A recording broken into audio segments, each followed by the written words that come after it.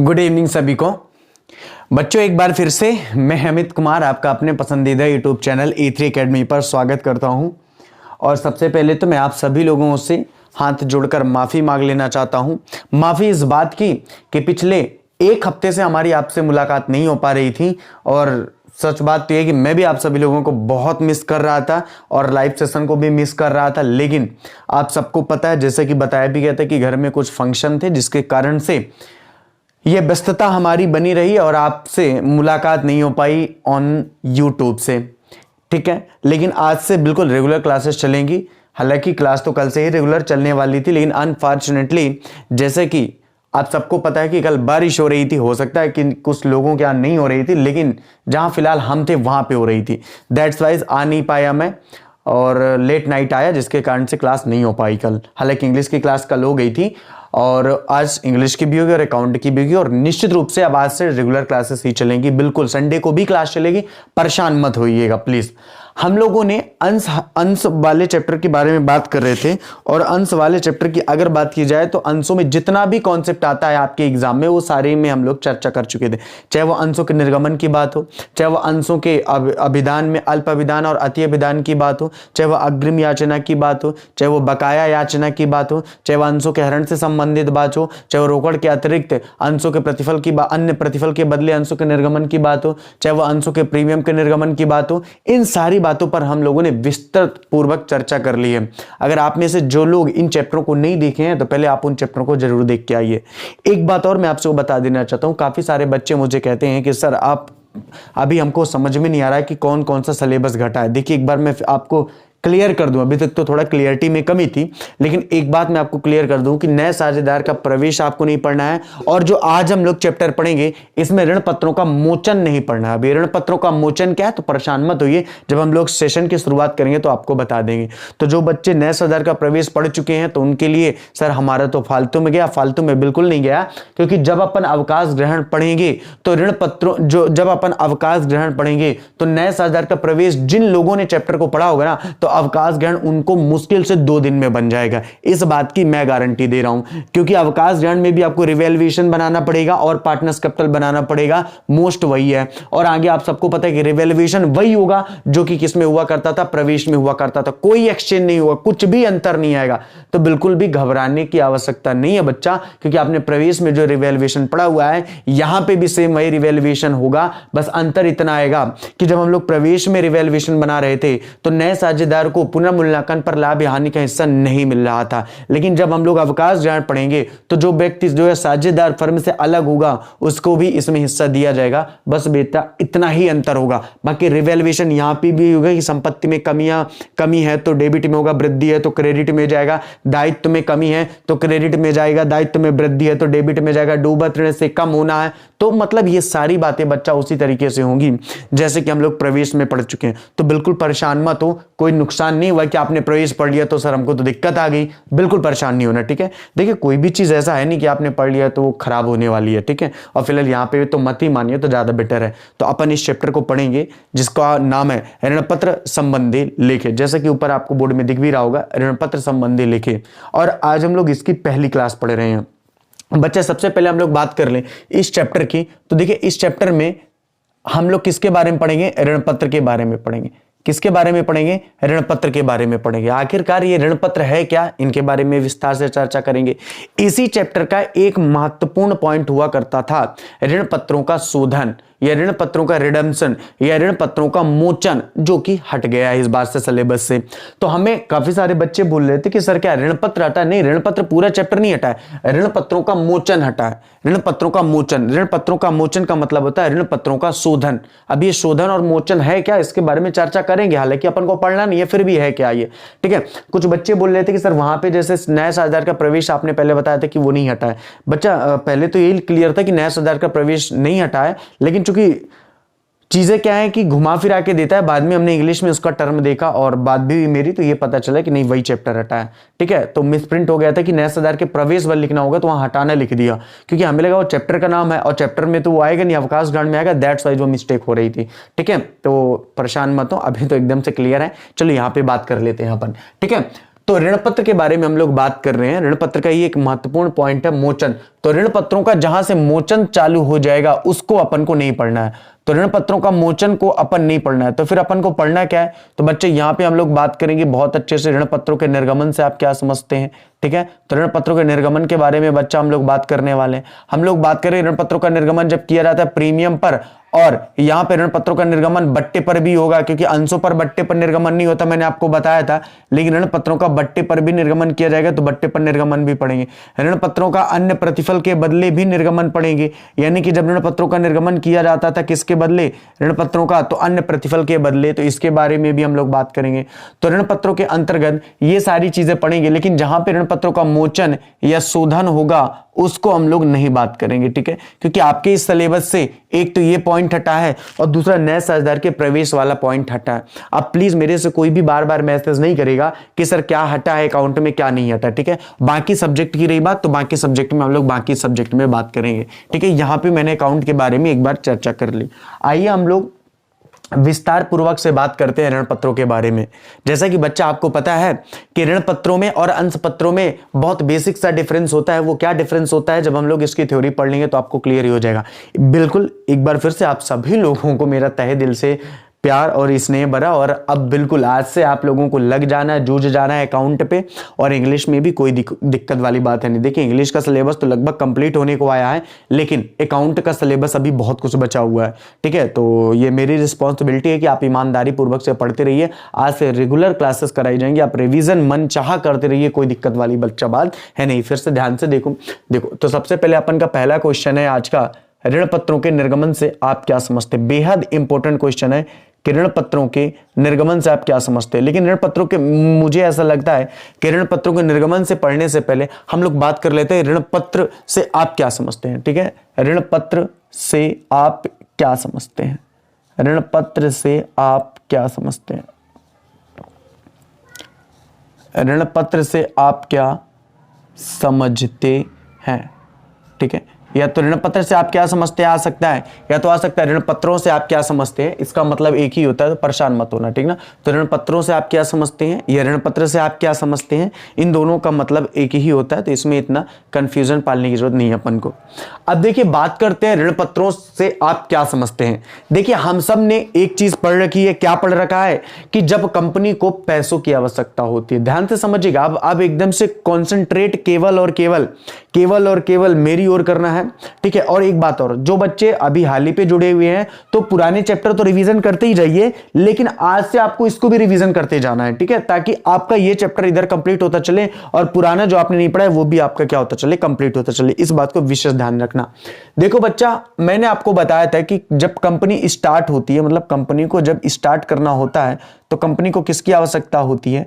बोले कंपनी को जब स्टार्ट करना होता है तो कंपनी को पूंजी की आवश्यकता होती है। किसकी आवश्यकता होती है, तो कंपनी को पूंजी की आवश्यकता होती है।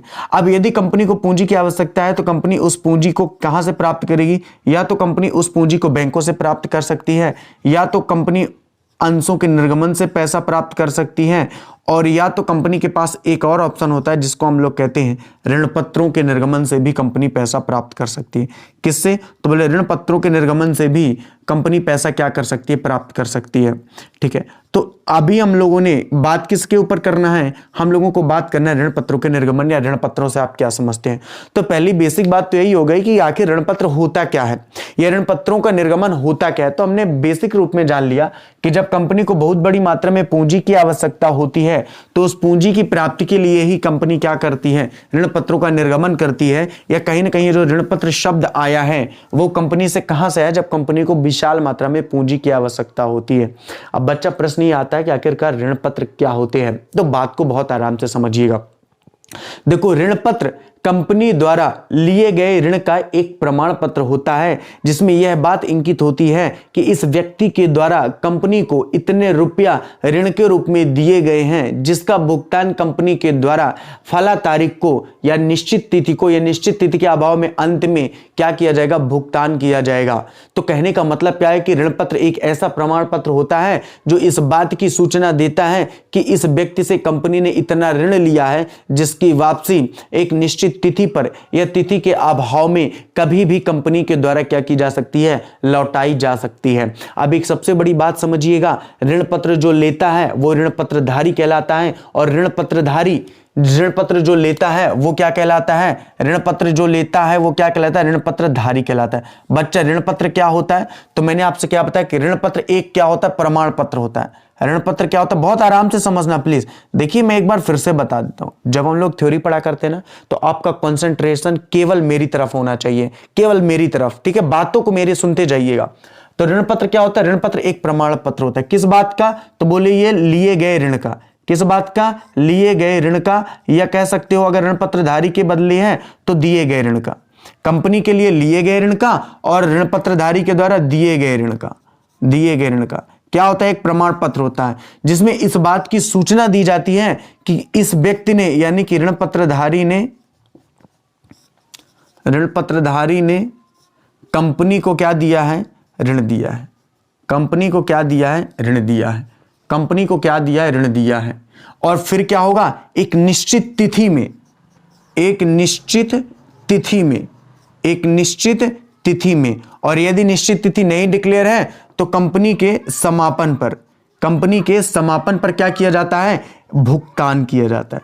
कंपनी के समापन पर क्या किया जाता है, भुगतान किया जाता है। कंपनी के समापन पर क्या किया जाता है, तो कंपनी के समापन पर भुगतान किया जाता है। किसका भुगतान किया जाता है, तो कंपनी के समापन पर जो है वो भुगतान किया जाता है। किसका, बोले ऋण पत्र पर लिखी हुई राशि का। किसका, बोले ऋण पत्र पर लिखी हुई राशि का। कैसे भुगतान किया जाता है, तो बोले ब्याज सहित भुगतान किया जाता है। कैसा भुगतान किया जाता है, बोले ब्याज सहित भुगतान किया जाता है। भुगतान किया किसे जाएगा, बोले भुगतान किया जाएगा ऋण पत्रधारी को। भुगतान किसे किया जाएगा, बोले भुगतान किया जाएगा ऋण पत्रधारी को।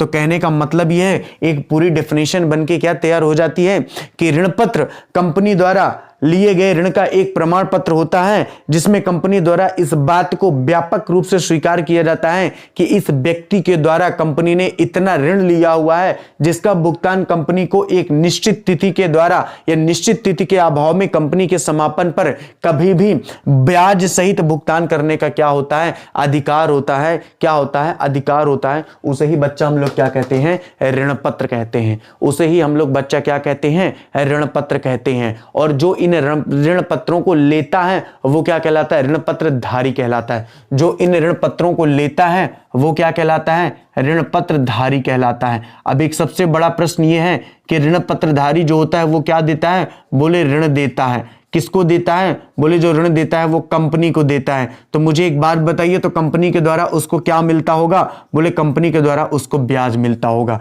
कंपनी के द्वारा उसको क्या मिलता है, तो कंपनी के द्वारा उसको ब्याज मिलता है। एक सबसे बड़ी बात मैं आपको बता दूं, देखिए अंशधारी को अंशों के बदले क्या मिला करता था, लाभांश मिला करता था। लेकिन ऋण पत्रधारी को ऋण के बदले कंपनी क्या देती है, ब्याज देती है। ये एक बेसिक पॉइंट है। और एक सबसे बड़ी बात, ये जो ऋण पत्रधारी होते हैं ना, ये कंपनी के दीर्घकालीन लेनदार होते हैं। ये जो ऋण पत्रधारी होते हैं ना, ये कंपनी के दीर्घकालीन क्या होते हैं, लेनदार होते हैं। कौन होते हैं, तो कंपनी के दीर्घकालीन लेनदार होते हैं। इसका मतलब आप ये भी समझ सकते हैं कि जब कंपनी को एक लंबे समय के लिए पैसा प्राप्त करना होता है, जब कंपनी को एक लंबे समय के लिए पैसा प्राप्त करना होता है, तो इन्हीं ऋण पत्रधारियों के माध्यम से कंपनी क्या करती है, पैसे को प्राप्त करती है। क्या करती है, पैसे को प्राप्त करती है। आपसे डायरेक्ट क्वेश्चन पूछा जाएगा कि ऋण पत्रधारी कंपनी के क्या होते हैं, तो ऋण पत्रधारी कंपनी के दीर्घकालीन लेनदार होते हैं। आपसे बच्चा डायरेक्टली क्वेश्चन पूछा जाएगा कि बताइए ऋण पत्रधारी को कंपनी पर दिए गए ऋण के बदले क्या मिलता है, बोले ब्याज मिलता है। आपको डायरेक्टली क्वेश्चन पूछा जाएगा ऑब्जेक्टिव में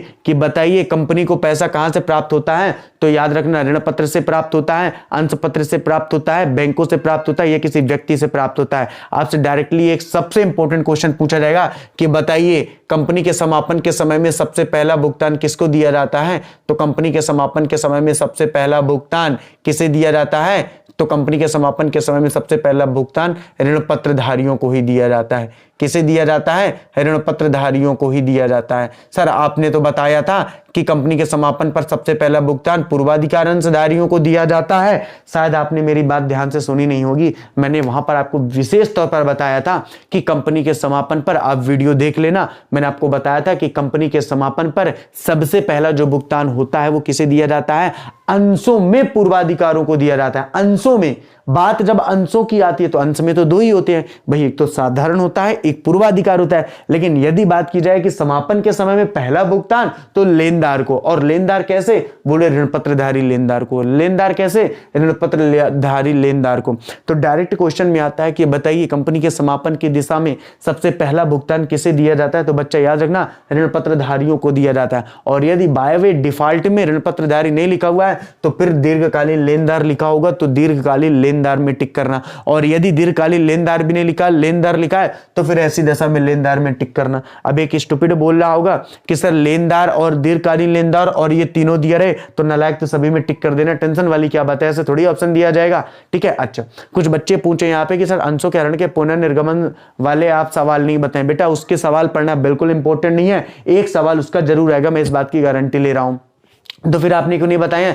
भाई मेरे वहां पे कोई एक थ्योरी लिख देना, इतनी सारी थ्योरी भी तो मैंने पढ़ाई हुई है। अंशों के ऋण पत्र से आप क्या समझते हैं, अधिपत्र क्या है, अतीय विधान क्या है, अल्पाविधान क्या है, प्रीमियम पे अंशों का निर्गमन क्या है, रोकड़ के प्रतिफल के बदले अंशों का निर्गमन क्या है, इतनी सारी थ्योरी क्या आचार रखने के लिए थोड़ी लिखवाई हुई है। ठीक है। हालांकि जब हम लोग रिविजन करेंगे तो उसको भी हम ले लेंगे, कोई दिक्कत वाली बात नहीं है, परेशान मत हो। या तो संडे को हम लोग क्लास रख करके उसको कंप्लीट कर देंगे।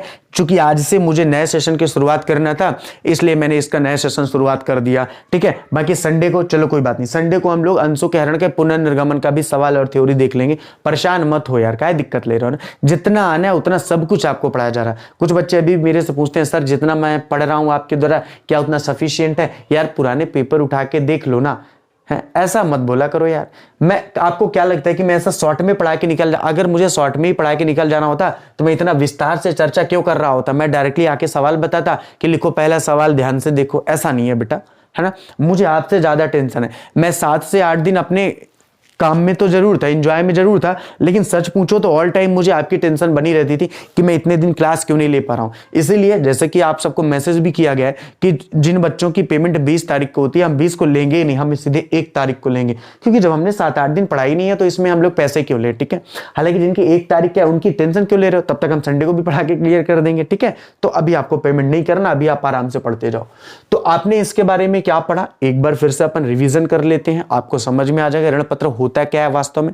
तो देखो, ऋण पत्र कंपनी द्वारा लिए गए ऋण का एक प्रमाण पत्र होता है जिसमें इस बात को व्यापक रूप से स्वीकार किया जाता है कि ऋण पत्रधारियों के द्वारा कंपनी ने एक निश्चित ऋण लिया हुआ है, जो निश्चित ब्याज पर लिया हुआ है, जिसको एक निश्चित समय के बाद या निश्चित समय के अभाव में कंपनी के द्वारा समापन पर सबसे पहला भुगतान इन्हीं को दिया जाता है। ऋण पत्रधारी कंपनी के दीर्घकालीन लेनदार होते हैं। ऋण पत्रधारी दिए गए ऋण के बदले क्या मिलता है? कंपनी से ब्याज मिलता है। और सबसे बड़ी बात, इन्हें एक निश्चित दर से क्या मिलता है? ब्याज मिलता है। इन्हें एक निश्चित दर से क्या मिलता है? ब्याज मिलता है। निश्चित दर से क्या मिलता है? इन्हें ब्याज मिलता है। और एक सबसे बड़ी बात याद रखना, कुछ जैसे कि सुरक्षित लेनदार, तो सुरक्षित ऋण पत्र तो ऐसे भी होते हैं कि अगर इनका भुगतान नहीं कर पा रही है कंपनी तो अपनी निजी संपत्ति को बेचकर भी इनका भुगतान करना होता है। जबकि आपने पढ़ा था ऐसा केवल साझेदारी व्यापार में हुआ करता था। ठीक है। अंश में तो नहीं होता था, लेकिन यहां पे होगा। कैसे, आगे हम लोग बात करेंगे। तो पहले मुझे ईमानदारी से बताओ, आपको यह बात समझ में कि ऋण पत्र से आप क्या समझते हैं? क्लियर है ऋण पत्र क्या? अगर आपको क्वेश्चन में आ गया कि ऋण पत्र से आप क्या समझते हो तो आप निश्चित रूप से कर लोगे। ठीक है। तो सिंपल सी बात है, कंपनी को अपनी वित्तीय स्थिति का मतलब होता है फाइनेंशियल स्टेटमेंट। तो वित्तीय स्थिति को सुदृढ़ पूर्वक करने के लिए कंपनी ऋण पत्रों का भी क्या करती है? निर्गमन करती है और ऋण पत्रधारियों से पैसा प्राप्त करती है, बदले में ब्याज प्राप्त करती है। देखिए, कंपनी को जो विनियोगकर्ता होते हैं, जो इन्वेस्टमेंटर होते हैं, जो इन्वेस्टमेंट करते हैं, कंपनी उनसे ये चाहती है कि ये हमारी कंपनी में पैसा इन्वेस्ट ना करके उस पैसे को ऋण के रूप में दें, ताकि हम उन्हें ब्याज के रूप रूप में लौटा सके। पता है ऐसा क्यों होता है? ऐसा इसलिए होता है कि देखो, जो ऋण पत्रधारी होता है, इन ऋण पत्रधारियों को प्रबंध में भाग लेने का अधिकार नहीं होता। मतलब ये प्रबंध में भाग नहीं ले सकते हैं। क्यों? क्योंकि ये एक केवल और केवल क्या होते हैं? लेनदार होते हैं। केवल और केवल क्या होते हैं? लेनदार होते हैं, जिनको केवल किससे मतलब होता है? जिनको केवल अपने ब्याज से मतलब होता है। जिनको केवल किससे मतलब होता है? अपने ब्याज से मतलब होता है। ये प्रबंध में भाग नहीं ले सकते हैं, ना ही प्रबंध के किसी भी हिस्से में हस्तक्षेप कर सकते हैं। इसलिए कंपनी भी चाहती है कि हमारे जो विनियोगकर्ता है वो ऋण के रूप में हमें पैसा दें, बदले में हमसे ब्याज लें, हमारे ऊपर कोई प्रेशर ना रिलीज करवाने पाए। समझ रहे हो आप बात को? इसलिए कंपनी क्या करती है? ऋण पत्रों का निर्गमन करती है। हालांकि अपन आगे तो ऋण पत्रों का निर्गमन के बारे में भी चर्चा करेंगे, अभी तो मैं केवल आपको बता रहा हूं ऋण पत्र क्या होता है। कुछ बेसिक चीजें और समझ लीजिए ऋण पत्र के बारे में भी। देखिए, जो ऋण पत्र होते हैं इनको कभी भी अंश पत्रों में परिवर्तित कराया जा सकता है। कुछ ऋण पत्र ऐसे होते हैं कि जब कंपनी इनका पैसा भुगतान करती है, मतलब ऋण पत्रों का शोधन। अच्छा, अब ये शोधन और मोचन क्या है, यहीं पे सुन लो। जब कंपनी के द्वारा इन ऋण पत्रधारियों का पैसा वापस किया जाता है, ध्यान से बच्चा सुनना भाई, ऋण पत्रधारी ने मान लो 10 साल के लिए पैसा दिया, समझ लो बात को। बहुत सारे ऋण पत्रधारी होता है जो समापन पर ही पैसा जिनको प्राप्त होता है, लेकिन कुछ ऋण पत्रधारी जिन्होंने 10 साल के लिए मान लो कंपनी को पैसा दिया, 10 साल पूरे हो गए, कंपनी उनका ब्याज सहित पैसा भुगतान करेगी, तो क्या होगा? तो जब पैसा लौटाती है किनका? ऋण पत्रधारियों का। कौन? कंपनी। तो इसे ऋण पत्रों का मोचन या शोधन कहते हैं। समझ गए? तो मोचन या शोधन क्या है? जब ऋण पत्रधारियों के द्वारा दिए गए ऋण पर कंपनी के द्वारा ब्याज सहित भुगतान करना पड़ता है ऋण पत्रधारियों को, तो यही ऋण पत्रों का मोचन या शोधन कहलाता है। इंग्लिश में इसको रिडेम्पशन कहते हैं, जिसके बारे में हमको नहीं पढ़ना है। हालांकि ऋण पत्र के शोधन की विधियां भी हुआ करती थी, जो अगर ऋण पत्रों का शोधन या मोचन नहीं हटता तो इंपॉर्टेंट होता, लेकिन बिल्कुल इंपॉर्टेंट नहीं है, क्योंकि इस बार से हटा दिया गया, तो आपको उसको पढ़ने की कोई भी खास आवश्यकता पड़ेगी ही नहीं। यहां तक की बात क्लियर है? तो मैं आपसे यह बता रहा था कि कंपनी जब शोधन करती है यानी भुगतान करती है, तो इन्हें ऑप्शन भी देती है कि सर आप हमसे पैसा न लेकर के आप अपने अंशों को यानी ऋण पत्रों को आप अंशों में परिवर्तित करा लो। इससे क्या होगा? बोले इससे यह होगा कि जो कंपनी को पैसा भुगतान करना होता था वो पैसा भुगतान करने से बच जाती है और ऋण पत्रों को अंश पत्रों में क्या कर देती है? परिवर्तित कर देती है, जहां पे अब वो क्या प्राप्त करने लगते हैं? लाभांश प्राप्त करने लगते हैं। और क्या प्राप्त करने लगते हैं? प्रबंध में भाग लेने के अधिकारी भी हो सकते हैं। तो अगर आपसे ऐसा क्वेश्चन आता है कि क्या ऋण पत्रधारियों को अंश पत्रधारी बनाया जा सकता है, तो बिल्कुल बनाया जा सकता है। कब? ऋण पत्रों के शोधन के समय। क्या कोई ऋण पत्र अंश पत्र में परिवर्तित हो सकता है? बिल्कुल अंश पत्र में भी परिवर्तित हो सकता है। ईमानदारी से बताओ, यहां तक मेरी बातें आपको क्लियर समझ में आ रही हैं?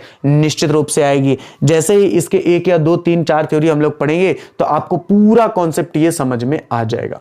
तो चलिए बच्चों, इसको यहां से अपन इरेज करते हैं और चलते हैं इस चैप्टर की अपन अगली थ्योरी में, जिसको हम लोग देखो स्पीड तो नहीं बढ़ने वाली है, इसमें कोई दो राय नहीं है। हमारा सिलेबस लास्ट जनवरी में खत्म हो या स्टार्टिंग फरवरी में खत्म हो, रिवीजन हो करके इससे कोई फर्क नहीं पड़ने वाला है, क्योंकि हम क्वालिटी के साथ समझौता नहीं कर सकते हैं। अमित सर सब कुछ कर सकते हैं, लेकिन जल्दी पढ़ाने के चक्कर पे आपको छोड़ नहीं सकते हैं, क्योंकि मैंने आपसे पहले ही वादा किया है कि अगर आपने मेरे से अकाउंट पढ़ी ना, तो एक सिंगल ऑब्जेक्टिव, सिंगल सवाल और सिंगल थ्योरी भी आपसे छूट के नहीं जाने वाली है। तो बच्चा फिर सवाल ही पैदा नहीं होता है कि आपसे कहीं से कुछ भी छूट करके जाए। समझे आप मेरी बातों को? तो चलिए ठीक है, आगे बच्चा हम लोग बात करते हैं ऋण पत्र के बारे में ही, कि ऋण पत्रों के प्रकारों को समझाइए। एक इंपॉर्टेंट कॉन्सेप्ट है, ऋण पत्रों के प्रकारों को समझाइए। ऋण पत्रों के प्रकारों को समझाइए। ऋण पत्रों के प्रकारों को समझाइए। ऋण पत्रों के प्रकारों को समझाइए। अब देखो, अगर बात की जाए ऋण पत्र कितने प्रकार के होते हैं, तो ध्यान से समझना। सबसे पहला होता है सुरक्षा के आधार पर। सबसे पहला क्या होता है? सुरक्षा के आधार पर। सबसे पहला क्या होता है? सुरक्षा के आधार पर। दूसरा अगर बात की जाए तो क्या होता है? परिवर्तनशीलता के आधार पर या परिवर्तनशील के आधार पर। परिवर्तनशील के आधार पर। परिवर्तनशील के आधार पर। फिर क्या होता है? अभिलेख के आधार पर। फिर क्या होता है, अभिलेख के आधार पर, अभिलेख के आधार पर। फिर क्या होता है, स्थायित्व के आधार पर। फिर क्या होता है, स्थायित्व के आधार पर। फिर क्या होता है, स्थायित्व के आधार पर। तो मोस्टली अगर बात की जाए तो 4 ही प्रकार के होते हैं, हालांकि एक अन्य दृष्टि से भी होता है, लेकिन आपको ये 4 ही पढ़ना है। सुरक्षा के आधार पर, अब अगर बात की जाए तो सुरक्षा के आधार पर भी 2 प्रकार के ऋण पत्र होते हैं। एक तो होता है सुरक्षित ऋण पत्र, एक होता है सुरक्षित ऋण पत्र, एक होता है सुरक्षित ऋण पत्र। और सबसे इंपॉर्टेंट बात, सुरक्षित ऋण पत्र को ही बंधक ऋण पत्र कहते हैं। सुरक्षित ऋण पत्र को ही बंधक ऋण पत्र भी कहते हैं। सुरक्षित ऋण पत्र को ही बंधक ऋण पत्र ही कहते हैं। और एक होता है असुरक्षित ऋण पत्र, एक होता है असुरक्षित ऋण पत्र। और सबसे बड़ी बात, असुरक्षित ऋण पत्र को ही नग्न ऋण पत्र कहते हैं।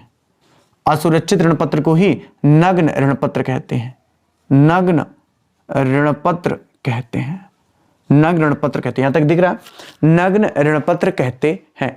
असुरक्षित ऋण पत्र को ही नग्न ऋण पत्र कहते हैं। एक एक करके पहले अपन डिटेल करते जा रहे हैं, फिर आगे इनको समझाते जा रहे हैं। तो हम लोगों को किसके बारे में बात करना है, हम लोगों को बात करना है ऋण पत्रों के प्रकार के बारे में। मैंने आपसे बताया कि जो ऋण पत्र होते हैं वो मोस्टली 4 प्रकार के होते हैं। सबसे पहले तो सुरक्षा की दृष्टि से, परिवर्तनशील की दृष्टि से, अभिलेख की दृष्टि से, स्थायित्व की दृष्टि से। एक और होता है अन्य के दृष्टि पे, जो कूपन के आधार पर है, लेकिन उसको आपको पढ़ने की जरूरत नहीं है। तो मोस्टली आपको यहाँ पे 4 ही प्रकार आपको पढ़ना है। अब आइए बात करते हैं सुरक्षा के दृष्टिकोण से 2 प्रकार के ऋण पत्र होते हैं, सुरक्षित ऋण पत्र और असुरक्षित ऋण पत्र से आप क्या समझते हैं। देखिए, जैसे कि नाम से स्पष्ट है, सुरक्षित ऋण पत्र। अच्छा, इसी को बंधक ऋण पत्र भी कहते हैं। कई बार क्वेश्चन में 2 नंबर में पूछ सकता है कि बंधक ऋण पत्र से आप क्या समझते हैं, या तो क्वेश्चन में बोल दिया सुरक्षित ऋण पत्र से आप क्या समझते हैं। जरूरी नहीं है कि यहां पे क्वेश्चन है कि ऋण पत्रों के प्रकारों को ही समझाइए। ऋण पत्रों के प्रकारों में यह भी बोल सकता है कि सुरक्षा के आधार पर ऋण पत्रों के प्रकारों को समझाइए, तो 2 समझाना है। डायरेक्ट 2 नंबर में आ सकता है कि सुरक्षित ऋण पत्र को समझाइए या बंधक ऋण पत्र को समझाइए। अब बच्चा परेशान है क्योंकि उसने सुरक्षित ऋण पत्र तो पढ़ा हुआ, बंधक ऋण पत्र नहीं पढ़ा हुआ है। बोलेगा सर जी ने बंधक ऋण पत्र तो बताया नहीं, जबकि वास्तविकता तो यह है कि बंधक ऋण पत्र को ही क्या कहते हैं, सुरक्षित ऋण पत्र कहते हैं। नग्न ऋण पत्र को ही क्या कहते हैं, असुरक्षित ऋण पत्र कहते हैं। एग्जाम में कम से कम नहीं तो हजारों बार पूछा जा चुका है, हजारों बार पूछा जा चुका है कि नग्न ऋण पत्र या बंधक ऋण पत्र से आप क्या समझते हो। और काफी सारे बच्चे यहां पे कंफ्यूजन आ जाते हैं, जबकि बात यह है कि बंधक ऋण पत्र को ही सुरक्षित ऋण पत्र और नग्न ऋण पत्र को ही असुरक्षित ऋण पत्र कहते हैं। अब आइए इनके बारे में बच्चा हम लोग डिटेल से इनका क्या करते हैं, पोस्टमार्टम करते हैं। ठीक है, बात को समझो। देखो क्या होता है कि जिस तरीके से कंपनी ने अंशों का निर्गमन किया था, उसी तरीके से कंपनी ऋण पत्रों का भी निर्गमन करती है। क्या करती है, निर्गमन करती है। आप सब लोग निर्गमन शब्द से वाकिफ हैं। निर्गमन क्या कहलाता है कि जब कंपनी को पैसे की आवश्यकता होती है तो कंपनी अंशों का या ऋण पत्रों का निर्गमन करती है। देखो, जब ऐसे ऋण पत्रों का निर्गमन किया जाता है जिस पर कंपनी अपनी संपत्ति गिरवी रखती है, यानी कि कहने का क्या मतलब है कि यदि कंपनी ने 1 करोड़ रुपया का ऋण पत्रों का निर्गमन किया है तो कंपनी ने 1 करोड़ रुपया की संपत्ति को क्या किया हुआ, गिरवी किया हुआ है। तो कंपनी ने 1 करोड़ रुपया की संपत्ति को क्या किया हुआ, गिरवी किया हुआ है। इस प्रकार के ऋण पत्र जब संपत्ति के गिरवी रखे होने पर निर्गमित किए जाते हैं, इस प्रकार के ऋण पत्रों को क्या कहा जाता है, इस प्रकार के ऋण पत्रों को सुरक्षित ऋण पत्र या बंधक ऋण पत्र कहा जाता है। कायदे से वर्तमान में इसी तरीके के ऋण पत्र निर्गमित किए जाते हैं। ऐसा क्यों, क्योंकि यदि किसी कंपनी ने इन ऋण पत्रधारियों पर बकाया राशि का भुगतान ब्याज सहित नहीं किया तो बंधक या गिरवी रखी हुई संपत्ति को बेच करके इनका क्या किया जाता है, भुगतान किया जाता है। तो बंधक या गिरवी रखी हुई संपत्ति को बेच करके क्या किया जाता है, इनका भुगतान किया जाता है, इनका भुगतान किया जाता है। इसे ही कहते हैं सुरक्षित या बंधक ऋण पत्र। तो क्लियर हो गया, सुरक्षित या बंधक ऋण पत्र क्या कहलाता है। मतलब सिंपल सी बात है, वे ऋण पत्र जो सुरक्षा की दृष्टि से पूरे सुरक्षित होते हैं, वे ऋण पत्र जिन्हें जब कंपनी निर्गमित करती है तो जितने के ऋण पत्र निर्गमित करती है उतनी की ही संपत्ति कंपनी के द्वारा गिरवी या बंधक के रूप में रखी जाती है, ताकि यदि इन ऋण पत्रधारियों का जब कंपनी भुगतान नहीं कर पाती है तो उस बंधक या गिरवी रखी हुई संपत्ति को क्या कर दिया जाता है, बेच दिया जाता है और इन ऋण पत्रों का क्या किया जाता है, भुगतान किया जाता है। इन ऋण पत्रों का क्या किया जाता है, भुगतान किया जाता है। इसीलिए इन्हें बंधक नाम दिया गया है कि बंधक रखी हुई हुई संपत्ति को रखा जाता है, उसके बाद ऋण पत्रों का निर्गमन किया जाता है। आप में से कुछ सारे बच्चे हमसे पूछ सकते हैं कि सर ये बंधक या गिरवी का मतलब क्या होता है। आप सबको पता है कि जब आप बैंक में लोन लेने जाते हैं तो बैंक आपका सोना जेवरात या संपत्ति को गिरवी रखता है, उस आधार पर बैंक आपको क्या देता है, ऋण देता है, ताकि उसको तसल्ली हो सके कि यदि ये व्यक्ति हमारे पैसे का भुगतान नहीं दे पाएगा तो इसकी संपत्ति को, ये इसके सोने चांदी को बेच करके इसका भुगतान ले लिया जाएगा। उसी तरीके से एक ऋण पत्रधारी उसी कंपनी को ऋण देने के लिए सहमत होता है जो कंपनी कोई संपत्ति गिरवी रखती है उन ऋण पत्रों के निर्गमन के लिए, ताकि उन ऋण पत्रधारी को यह कंफर्म हो कि यदि कंपनी समापन भी होती है, दिवालिया भी होती है, तो हमारा पैसा नहीं डूबेगा। तो इस प्रकार के ऋण पत्र को कहते हैं बंधक या सुरक्षित ऋण पत्र। क्लियर है बच्चे? यहां तक बात बिल्कुल क्लियर है। अमित सर कोई भी कॉन्सेप्ट समझाएं और बच्चों को समझ में ना आए, ये तो इट इज इम्पॉसिबल, संभव ही नहीं है, कभी भी नहीं। ठीक है, तो ये तो इम्पॉसिबल है कि कभी आपसे ना बने, क्योंकि सूर्य प्रकाश देना बंद कर दे, संभव हो सकता है। एक छोटे से घड़े पे समुद्र का पानी आ जाए, संभव हो सकता है। ठीक है, दिन और रात होना बंद हो जाए, संभव हो सकता है। लेकिन अमित सर की पढ़ाई हुई अकाउंट समझ में ना आए, ये तो यार असंभव है। तो ऐसा तो हो नहीं सकता कि मेरी पढ़ाई हुई अकाउंट आपको नहीं समझ में आए। चलो ठीक है, अब अगर बात करते हैं असुरक्षित ऋण पत्र क्या होते हैं या नग्न ऋण पत्र क्या होते हैं, तो जस्ट इसका अपोजिट हो जाएगा ऐसे ऋण पत्र जिनको निर्गमन करते समय कंपनी के द्वारा किसी प्रकार का कोई संपत्ति गिरवी और बंधक नहीं रखी जाती है। इस प्रकार के ऋण पत्र को ही क्या कहते हैं, असुरक्षित ऋण पत्र कहते हैं या नग्न ऋण पत्र कहते हैं। ऐसे ऋण पत्रों को निर्गमन करते समय कंपनी किसी प्रकार की कोई संपत्ति या बंधक के रूप में नहीं रखी जाती है, ना ही गिरवी रखी जाती है। यानी कि एक प्रकार से ये बिल्कुल तरीके से ऋण पत्र क्या होते हैं, असुरक्षित होते हैं। कैसे होते हैं, असुरक्षित होते हैं। हालांकि कंपनी ज्यादातर या आप सुरक्षित ऋण पत्र को ही निर्गमित करती है, लेकिन हमको थ्योरी तो पढ़ना पड़ेगा ना, असुरक्षित ऋण पत्र होते क्या। तो दोनों चीजें समझ में आ गया, सुरक्षित ऋण पत्र या बंधक ऋण पत्र क्या कहलाते हैं, या असुरक्षित ऋण पत्र या नग्न ऋण पत्र क्या कहलाते हैं। मुझे नहीं लगता कि इसको और डिटेलिंग करने की आवश्यकता है, टॉपिक एकदम से क्लियर हो चुका है। चलो ठीक है, तो आगे बढ़ते हैं। फिर अपन बात कर लेते हैं परिवर्तनशील के आधार पर। देखो, परिवर्तनशीलता के आधार पर भी ऋण पत्र दो प्रकार के होते हैं। एक तो होता है परिवर्तित ऋण पत्र या परिवर्तनशील ऋण पत्र, एक तो होता है परिवर्तनशील ऋण पत्र, एक तो होता है परिवर्तनशील ऋण पत्र और एक होता है अपरिवर्तनशील ऋण पत्र। एक होता है अपरिवर्तनशील ऋण पत्र, तो एक तो होता है परिवर्तनशील ऋण पत्र और एक होता है अपरिवर्तनशील ऋण पत्र। देखिए, ये वही बात है, जो परिवर्तनशील ऋण पत्र होते हैं इनको कंपनी में क्या किया जा सकता है, अंश पत्र में परिवर्तित किया जा सकता है। यानी कि वो ऋण पत्र जो कभी भी या कंपनी के समापन के समय या जब इनका भुगतान किया जाता है तब अंश पत्रों में परिवर्तित किए जा सकते हैं, तो ऐसे ऋण पत्रों को ही क्या कहते हैं, परिवर्तनशील ऋण पत्र। यानी कि वो ऋण पत्र जो कभी भी या अंशों के शोधन के या ऋण पत्रों के शोधन के समय या कंपनी के समापन के समय, कंपनी का मतलब फिर नई कंपनी खुलेगी जहां पे अंश बिके जाएंगे उसकी बात कर रहा हूं, तो ऋण पत्रों के शोधन के समय उन्हें क्या किया जा सकता है, ऋण पत्र से अंश पत्र में परिवर्तित किया जा सकता है। तो ऐसे ऋण पत्रों को परिवर्तनशील ऋण पत्र कहते हैं। और अपरिवर्तनशील ऋण पत्र क्या होते हैं, ऐसे ऋण पत्र जिनको कंपनी में कभी भी अंश पत्र में परिवर्तित नहीं करा सकते हैं, जिनको कंपनी में कभी भी अंश पत्रों में परिवर्तित नहीं कराए जा सकते हैं। इस प्रकार के ऋण पत्र को ही क्या कहते हैं, अंश पत्र या अपरिवर्तनशील ऋण पत्र कहते हैं। यानी कि ऋण पत्र परिवर्तन के आधार पर भी दो प्रकार के होते हैं। एक ऐसे ऋण पत्र जिनको कंपनी कभी भी ऋण पत्रों में अंश पत्र में परिवर्तित करा सकती है, वो परिवर्तनशील ऋण पत्र कहलाते हैं। और एक कहलाता है अपरिवर्तनशील ऋण पत्र, जिनको कंपनी कभी भी अंश पत्रों में परिवर्तित नहीं करा सकती है, तो उन्हें कहते हैं अपरिवर्तनशील ऋण पत्र। सर जैसे कि मैंने परिवर्तनशील ऋण पत्र लिया हुआ है और आपने अपरिवर्तनशील ऋण पत्र लिया हुआ है, तो मैं अपने ऋण पत्रों को कभी भी अंशों में परिवर्तित करा सकता हूं शोधन के समय, लेकिन आप कभी भी अपने अंशों को या अपने ऋण पत्रों को अंशों में परिवर्तित नहीं करा सकते हैं, क्योंकि आपने जो ऋण पत्र खरीदे हुए हैं वो जो ऋण पत्र हैं वो अपरिवर्तनशील ऋण पत्र हैं। बच्चा, वो कैसे ऋण पत्र हैं, तो वो अपरिवर्तनशील ऋण पत्र हैं। तो बातें क्लियर हो रही हैं, बिल्कुल क्लियर हो रही हैं, कोई भी दिक्कत वाली बात है नहीं। अब एक होता है अभिलेख के अनुसार भी दो प्रकार के ऋण पत्र होते हैं। एक तो होता है वाहक ऋण पत्र। क्या होता है बच्चा, वाहक ऋण पत्र। और एक होता है रजिस्टर्ड ऋण पत्र। एक होता है रजिस्टर्ड ऋण पत्र। तो बच्चा एक होता है वाहक ऋण पत्र और एक होता है रजिस्टर्ड ऋण पत्र। आइए इनके बारे में भी हम लोग विस्तार से चर्चा करते हैं। देखिए जो वाहक ऋण पत्र होता है, इन ऋण पत्रधारियों का नाम रजिस्टर में नहीं लिखा जाता।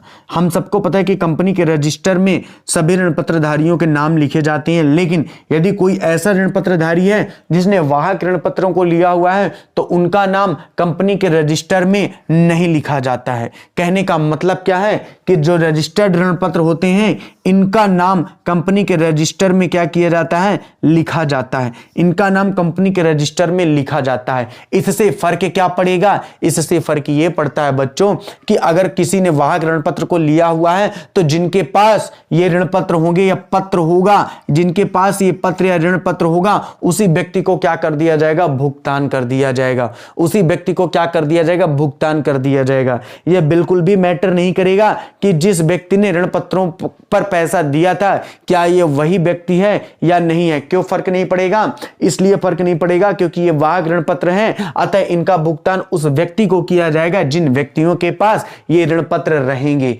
अतः जो रजिस्टर ऋण पत्र होते हैं उन पर उन्हीं को भुगतान दिया जाएगा जिनका रजिस्टर में नाम लिखा हुआ है। उसी व्यक्ति को पैसा दिया जाएगा, यह ऋण पत्र की राशि क्या की जाएगी, वापस की जाएगी। तो इस प्रकार के ऋण पत्रों को क्या कहते हैं, रजिस्टर्ड ऋण पत्र कहते हैं। तो अगर बात की जाए तो अभिलेख की दृष्टि से ऋण पत्र दो प्रकार के होते हैं। एक होता है वाहक ऋण पत्र। वाहक ऋण पत्र वो ऋण पत्र कहलाते हैं जो किसी भी व्यक्ति के पास होने पर उनको ब्याज सहित वापस पैसा कर दिया जाएगा। मैटर नहीं करता कि जिस व्यक्ति ने ऋण पत्रों पर राशि दी थी ये वही व्यक्ति है तो दूसरा, जिनके पास भी ये ऋण पत्र होंगे उनको भुगतान कर दिया जाएगा। सर जैसे कि मान लो ऋण पत्र मैंने खरीदे हुए थे और मैंने कंपनी को क्या दिया हुआ था, ऋण दिया हुआ था। तो ईमानदारी तो ये थी कि जब मैंने पैसा दिया हुआ था तो मुझे ही कंपनी को भुगतान करना चाहिए। लेकिन मान लो मेरा पुत्र था और मेरे पुत्र ने मेरे से ऋण पत्र छुड़ा लिया, और तो फिर क्या होगा, तो पैसा भुगतान मेरे पुत्र को किया जाएगा। क्योंकि ऐसा होता है कि जिसने कंपनी के पास ऋण पत्र लिए होते हैं या जिनके पास होते हैं कंपनी उन्हीं को भुगतान करती है, क्योंकि मैंने चुकाए थे इसका कोई भी प्रमाण नहीं था। प्रमाण वो ऋण पत्र था, वो ऋण पत्र जिसके पास होगा उसी को भुगतान किया जाएगा। लेकिन इसके विपरीत यदि वो रजिस्टर्ड ऋण पत्र हैं तो ऋण पत्र की सुपुर्दगी मात्र से भुगतान नहीं होगा। देखो यहाँ पे तो ऋण पत्र की सुपुर्दगी मात्र से, सुपुर्दगी का मतलब ऋण पत्र दिखा दिया पैसे ले लिया, लेकिन यहाँ पे ऐसा नहीं होगा। ऋण पत्र की सुपुर्दगी मात्र से भुगतान नहीं दिया जाएगा। जिस व्यक्ति ने कंपनी को ऋण दिया है उस ऋण पत्रधारी का नाम रजिस्टर में लिखा जाएगा, फोटो भी लगी होगी, दस्तखत भी होंगे, उसी व्यक्ति को पैसा दिया जाएगा। इसके अलावा किसी व्यक्ति को नहीं दिया जाएगा। अब आपका यह कहना है कि मान लीजिए सर जिस व्यक्ति ने ऋण पत्र में पैसा दिया हुआ था अगर उस व्यक्ति की आकस्मिक मृत्यु हो जाती है तो ऐसी दशा में उस व्यक्ति ने लिखा हुआ होता है नॉमिनीज में कि मेरे मरने के पश्चात मेरे ऋण पत्रों का भुगतान मेरी पत्नी, मेरी धर्म पत्नी या तो मेरे पुत्र या मेरे माता पिता को दिया जाए। तो फिर जिसका भी नॉमिनी में नाम होता है उसको दिया जाता है। आप सब लोगों ने जब खाता खुलवाया होगा तो आप सबने अपनी नॉमिनी का नाम जरूर दिया होगा कि आपके न रहने पर या अचानक मृत्यु हो जाने पर आपका वो पैसा किसको दिया जाए। बात समझ में आ रही है? तो ये होता है वाहक ऋण पत्र और ये होता है रजिस्टर्ड ऋण पत्र। मुझे लगता है आपको ये दोनों लाइन बहुत अच्छे तरीके से समझ में आ चुकी हैं। तो वाहक ऋण पत्रों का जो पैसा होता है वो ऋण पत्रों के सुपुर्दगी मात्र से किसी को भी दिया जा सकता है। जो रजिस्टर्ड ऋण पत्र होते हैं इसका भुगतान उन्हीं को किया जाता है जिनका कंपनी के रजिस्टर में उनका नाम लिखा होता है, तो ये कहलाता है रजिस्टर्ड ऋण पत्र। बच्चे यहां तक तो बात आपको क्लियर है, निश्चित रूप से ही क्लियर होगी, कोई दिक्कत नहीं है। अब बात करते हैं स्थायित्व के आधार पर। तो देखिए स्थायित्व के आधार पर भी जो ऋण पत्र होते हैं वो दो प्रकार के होते हैं। एक तो होता है शुद्ध ऋण पत्र, बहुत आराम से बच्चा समझना है, ठीक है। एक तो होता है शुद्ध ऋण पत्र, शुद्ध ऋण पत्र, और एक होता है अशुद्ध ऋण पत्र। एक तो होता है शुद्ध ऋण पत्र और एक होता है अशुद्ध ऋण पत्र। और इसमें से भी सबसे बड़ी बात जो है उसको समझना इंपॉर्टेंट है। शुद्ध ऋण पत्र को क्या बोलते हैं? तो शुद्ध ऋण पत्र को अस्थायी ऋण पत्र कहते हैं। शुद्ध ऋण पत्र को क्या कहते हैं? तो शुद्ध ऋण पत्र को अस्थायी ऋण पत्र कहते हैं। शुद्ध ऋण पत्र को अस्थायी ऋण पत्र कहते हैं और अशुद्ध ऋण पत्र को स्थायी ऋण पत्र कहते हैं। अशुद्ध ऋण पत्र को स्थायी ऋण पत्र कहते हैं। बच्चा क्वेश्चन आपसे जरूरी नहीं है कि पूछा जाए कि शुद्ध ऋण पत्र से आप क्या समझते हैं, ये सारे स्थायित्व के आधार पर हैं, ठीक है। तो दो प्रकार के होते हैं, शोध ऋण पत्र और अशोध ऋण पत्र। शोध ऋण पत्रों को ही अस्थायी ऋण पत्र बोला जाता है, अशोध ऋण पत्रों को ही स्थायी ऋण पत्र बोला जाता है। बच्चा ये जो इसके अलग अलग नाम है ना, इनको जरूर अच्छे से याद किए रहना। 2 नंबर में डायरेक्टली क्वेश्चन बोल देगा कि अस्थायी ऋण पत्र से आप क्या समझते हो, और फिर आप कहोगे कि सर ने तो हमें सारे ऋण पत्र बताए, लेकिन अस्थायी ऋण पत्र क्या होता है ये तो सर ने बताया नहीं। तो याद रखना बच्चा, अस्थायी ऋण पत्र ही शोध ऋण पत्र कहलाते हैं और स्थायी ऋण पत्र ही अशोध ऋण पत्र कहलाते हैं। बिल्कुल अमित सर की क्लास यदि आपने ली हुई है तो आप एक चीज से तो निश्चिंत हो जाइए। काफी सारे बच्चे जैसे कि बोला करते हैं कि सर हमें समझ में कैसे आएगा कि कैसे क्वेश्चन पूछे जाते हैं घुमा करके, तो बेटा बिल्कुल परेशान मत हो। जितना भी क्वेश्चन घुमाएगा उससे ज्यादा मैं आपको पहले ही घुमा दूंगा, इससे ज्यादा कछु नहीं पूछा जाएगा, ठीक है। तो इनके बारे में बात करते हैं हम। देखिए, जब कंपनी ऋण पत्रों का निर्गमन करती है तो एक निश्चित तिथि पर उनका भुगतान करना होता है, और यदि कंपनी ने निश्चित तिथि नहीं दी हुई है तो कंपनी के द्वारा कभी भी समापन के पहले उन ऋण पत्रधारियों का पैसा ब्याज सहित भुगतान किया जाता है। यदि ऐसी कंडीशन है तो वो शोध ऋण पत्र है। मैंने क्या बताया?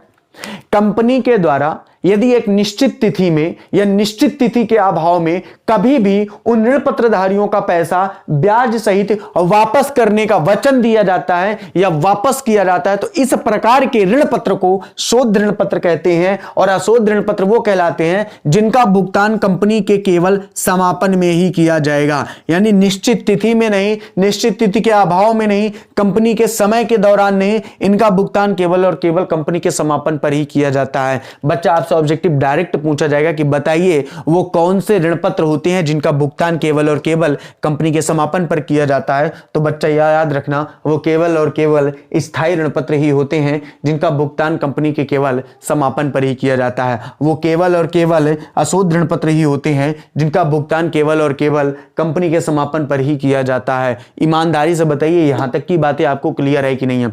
बिल्कुल क्लियर है, कोई भी दिक्कत वाली बात नहीं है। तो अशोध ऋण पत्र क्या कहलाते हैं? वे ऋण पत्र जिनका भुगतान केवल और केवल कब किया जाता है? तो जिनका भुगतान केवल और केवल कंपनी के समापन पर ही किया जाता है। इस प्रकार के ऋण पत्र को क्या कहते हैं? स्थायी ऋण पत्र कहते हैं। शोध ऋण पत्र क्या कहलाता है? वह ऋण पत्र जिनका भुगतान कंपनी के समापन काल के दौरान नहीं होगा, जिनका भुगतान कंपनी के समय अवधि के दौरान या निश्चित तिथि को या निश्चित तिथि के अभाव में कभी भी किया जा सकता है। इस प्रकार के भुगतान को क्या कहते हैं? शोध ऋण पत्र। और इस प्रकार के ऋण पत्रों को अशोध ऋण पत्र कहते हैं जिनका भुगतान कंपनी केवल अपने समापन के समय ही करती है। तो ईमानदारी से बताओ यहां तक की पूरी थ्योरी कंप्लीट है।